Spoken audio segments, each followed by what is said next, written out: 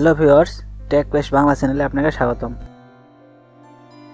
আপনার উইন্ডোজ 10 পিসিতে যদি দেখা দেয় printer says user intervention required, তাহলে এই সমস্যাটি কিভাবে দূর করবেন এবং প্রিন্টারটিকে কিভাবে সচল করে তুলবেন সেটা জানার জন্য এই ছোট্ট ভিডিওটি দেখুন।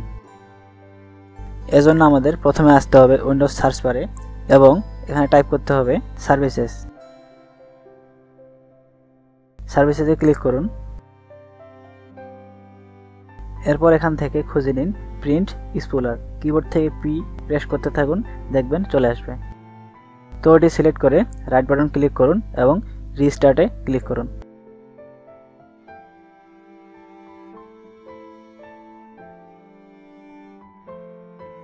এখন দেখবেন যে আপনার প্রিন্টারটি ইউজার ইন্টারভেনশন রিকোয়ার্ড এই সমস্যাটি আর থাকবে না। তো ধন্যবাদ ভিডিওটি দেখার জন্য। অবশ্যই ভিডিওতে একটা লাইক দিবেন। আপনার আরও যদি কোনো সমস্যা থেকে থাকে বা ভিডিওটি আপনাকে কেমন লেগেছে সেটা জানাতে আমাদের কমেন্ট বক্সে কমেন্ট করুন এবং চ্যানেলটিকে অবশ্যই সাবস্ক্রাইব করুন।